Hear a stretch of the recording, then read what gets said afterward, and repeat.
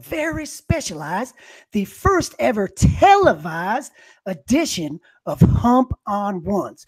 As you know, Hump On Ones is a very, very serious investigative type reporting show where Hump interviews people from not only the fantasy sports world, but also the real sports world. I've had such esteemed guests as Josh Hers Magic on here. He is the man who says defense does not matter, but air yachts does. I've also had ESPN's Mike Clay and the NFL Network's Mike Giardi, just to name a few. But today's guest may top them all. I am so pleasurified and sanctified to bring in a true GOAT of the daily fantasy sports industry. He may not be a GOAT, but he's definitely a Ram, Mr. Peter Jennings, a.k.a. CSU Rammy 88. How you doing, my friend? Doing great. Pumped we're finally doing this. And yeah, it's an honor to be on your first televised version of the Humps One-on-One. So stoked to get into it. Well, only a guy like you could make Hump go all the way back to TV. So let's get right into it, Peter. Now, many people, they're probably tuning in for some quality DFS takes from a guy like you. But the only thing Hump loves more than football is some good quality ganja. In fact, when young Hump was in college, I kind of growtified my hair. I had a lot more hair then, and I growtified some really, really cool dreadlocks. Well, they were actually really bad dreadlocks, but I grew them, and I also said "mon" at the end of a lot of my sentences, like "What's up, mon?" You know, I was like a genuine Rastafarian dude. So what I'm really wanting to know, man, is how awesome is it living in the land of the free and the home of the blazed, beautiful Colorado? Oh, nothing better. I mean, I do those periscopes with the sunset to sit out on the balcony. I got a nice volcano in this office, so yeah, it's no secret. I'm a huge fan of the ganja. We were talking a little pre-show here. The goal is we got to smoke a J, you and I, and plus the mans. I mean, that's my heaven right there. And yeah, I love the ganja. And yeah, it's been great in Colorado. It's been amazing for the economy. And yeah, everyone likes to get high. And it's the best, man. Colorado is beautiful. And we have some of the finest herbs. And from a science standpoint, the elevation and the crisp air is really good for growing marijuana. So maybe the Humps can bring out his Griswold setup to Colorado and start growing some of those fine herbs. Now, if I did come out to Colorado, one thing that would be sure is I would get a lot of snow, which would make my Clark W. Griswold winter wonderland look a lot more authenticated, because I'm down here in Florida. It's like 80 degrees out in the middle of the Christmas time, and it's not so the optimal setting for the Griswold Christmas, nor is it probably it might be optimal for growing weed, but I don't know. I never grew it too much. I just smokified it. Well, Colorado's better, bro. And guess what temperature it is today? We're recording here on December 14th, 60 degrees in Colorado. But we'll get a couple feet of snow randomly too. It's great. Best weather. That is a beautiful thing, man. Hey, Pete, now you was married, I think it was about a couple years ago. And so I got a two-part question for you here. Now, the first part is, how has being married and having a wife, how has it changed or altered your DFS process, if it has at all? Let me know. It's been basically the same. My wife is super supportive. She's great.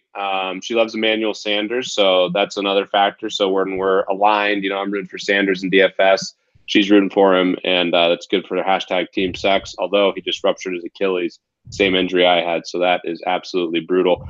Mans broke the news that she was thinking about leaving me, but fortunately he's not able to move now, so that's good. But yeah, it's been basically the same. I think it's really helpful, actually. I think one downside for a lot of DFS players that are single, there's a lot of highs and lows, obviously, in fantasy. And when you're running so hot, it's easy to go out and spend a bunch of money chasing women. And when you're on the down, it's easy to just start drinking and partying and chasing women too. So it's harder to focus on fantasy if you're single, I think. Well, now, something that you mentioned there and was actually the second part of my question is, now, I've seen on the Twitter and stuff, you posting some stuff, and I'm not fully understanding it, but it seems to me that you would be getting some kind of sexified situation when there is a Emmanuel Sanders jersey being worn, or he scores a touchdown or something. Can you explain to me exactly how that works? Yeah, Emmanuel Sanders, his success is directly correlated with a positive regression in the sex life department for me. So throw on the Emmanuel Sanders jersey, it's like foreplay. She might put on some lingerie. I just throw in the Emmanuel Sanders jersey and it works perfectly. So it's pretty nice. That number 10 in orange, it's a good jersey to put on. It's normally leads to some fun nights. That is some good stuff right there, brother. Now let me tell you. Now the hump is not the caliber of DFS player as a person like you. Now I'm just a small time guy. I won a small GPP. You know, I come in third in a couple bigger ones, but never anything really huge. I mean, that's pretty much the bulk of my accomplishments. Now, if I'm doing my math correctly, I've got you down as a two-time DFS world champion in the NFL and the MLB, a 17-time live finalist in for the NFL, a 10-time Major League Baseball live finalist, a 3-time PGA and NBA live finalist, and a frequent visitor to the Playboy Mansion. So it's safe to say that you are, in fact, a better DFS player than Hump. Don't go too far, man. Definitely not better than Hump. So what is something that's not overly complicated for an average dude like myself or the 12 or 13 Humpomaniacs out there listening? What could a person like us do to improve our DFS results?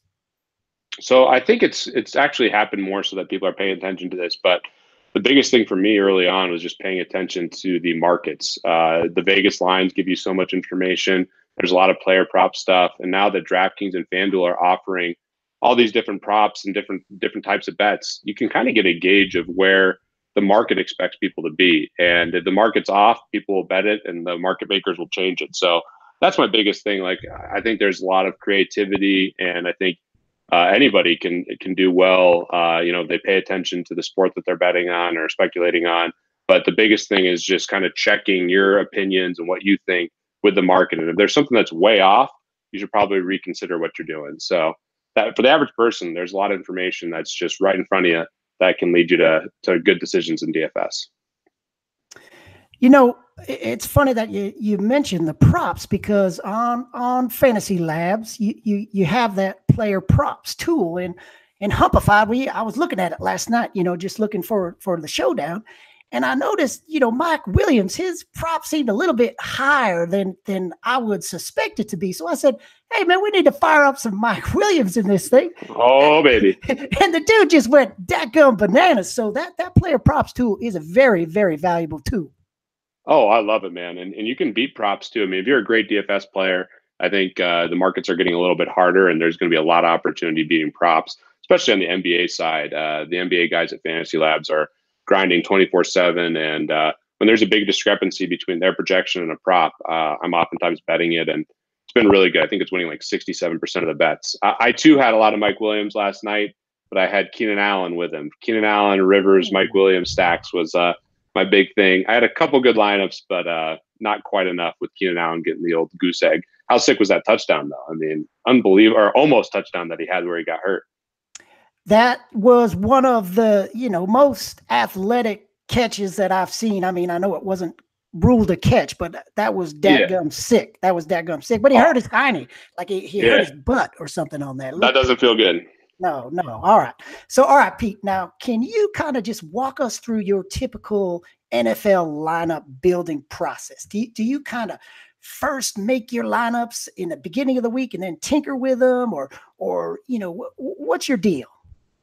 Yeah, so I make a lineup basically Tuesday morning after the week is over, and just go through the salaries. Don't look at any projections. Don't look at anything. Just basically look at, based on what I thought from last week, make a team and basically get in all the games. So I have my team's kind of, well, not set, but I have an idea of kind of where I'm going to go just off first glance. And then throughout the week, you start looking at all the Vegas data. You follow the injury reports. That's a big thing I love at Fantasy Labs is our NFL feed. And yeah, once we get to Sunday, that's my big part of my process. I wake up super early, change my routine a little bit this year. I'm now working out at 6 a.m. Colorado time for like 30 minutes, do a little steam, and then come home and try to really focus on the lineups. So it starts early in the week, and then you just kind of gather information throughout the week. And yeah, I'm fortunate to do some podcasts and some other stuff with really smart guys, try to pick their brains. And by Sunday, have a really good feel. And then you're just looking at all the market data and line movement and weather, and you make your final decisions. Hopefully not too much Amari Cooper unless it was week 14, right? Oh man, that gum Amari Cooper, I can never get that character right. I know he's been kind of a thorn in your side so much as where your wife Finally is got him right last week. Finally. I'm only down a couple houses now on Amari Cooper. Got a little bit back. down to 2 houses. That's good now, man. Now I know you are a cash game fool, man. You just crush it over there. Now, do you always take your cash game lineup and put it into the single entry GPPs, or do you have just kind of a completely differentified lineup for that? So I used to do that, and that was my most successes come from like my cash games doing really well in tournaments. Some of my qualifying wins were with cash games, and then last year I started to realize that there's so much overlap that I needed to make a unique team. So I started making a leagues team. That leagues team has done terrible, and my biggest regrets last year was not playing my cash game. 1 week on FanDuel, I cost myself around $500,000 by not having it in all the main tournaments that I play with my leagues tournament. So that was frustrating. But now this year I'm putting my cash game at least in every tournament up to like 1,000, or I think on FanDuel there's like a 1,500, 1,600 tournament that I put it in every week. So I'm still doing it. I don't know if it's optimal, but now that there's so many tournament players and specialists out there, the highest cash game lineups actually aren't owned quite as much. NBA is a little different. People are still jamming in cash game lineups, so still tinkering, trying to find like the best combination. The glory days were when the market was really inefficient. Cash game lineups weren't heavily owned, and you just print money. But those days are long gone. All right, Pete. Now, Fantasy Labs is where the old Humper got his start. Now, on that site for NFL specifically, what do you think is the most useful tool for DFS players? I think the models are the most popular tool and the best tool for looking through things. You can customize your own model, weight certain factors, and it's going to basically spit out the highest rated players based on their salary. So that's the most, just looking at the data of where people spend their time on the website. That's where they spend a lot of time. I think the trends tool is a little underrated. You can definitely find some stuff for football. So if you're really grinding and trying to get more stuff done and find unique things during the week, I think that's a really good tool to use. And then I love the player props tool. That's something new that we've done that I think is really helpful. And one last thing I'd reference, you can actually go back and look at all the exposures of like top players. So if you want to see who Chipotle Addict is playing every week, you can go back and see his exposures in tournaments for the week before. And shout out to Tom, Chipotle Addict. He's donating half the money he wins on 10 live final seats this week. So shout out to Tom. He's always been really charitable, and that's really cool to see the DFS community giving back. Yeah, that is really awesome stuff right there. No argument with that. That guy's donated millions of dollars over the years to charity, which is really cool. People hate on him, but he's an awesome person and has used his really good DFS skills to help people out.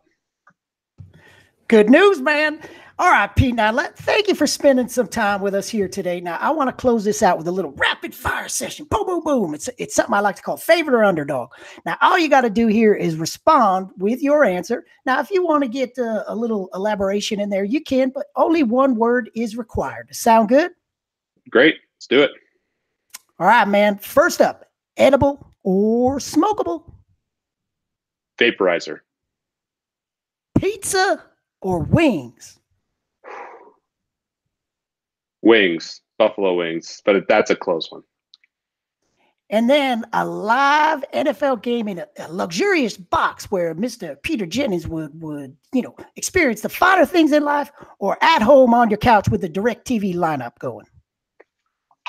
That's the problem with the NFL. I'm going to expand on this one. They are fighting. The best experience is probably at home, but man, the DraftKings suite in Boston's dope.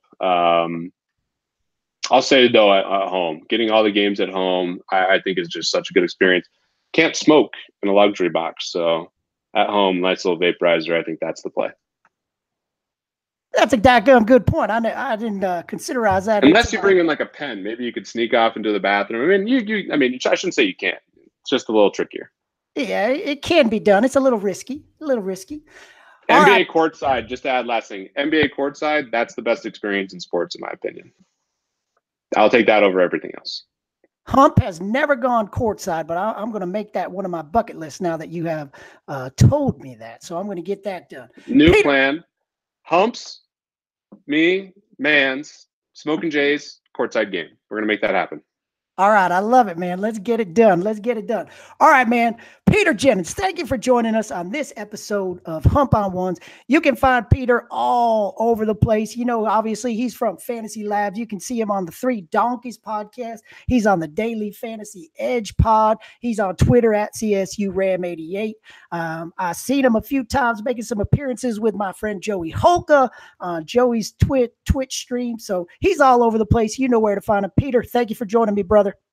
Thanks so much for having me, and shout out to Joe Holka. Check him out on Twitch.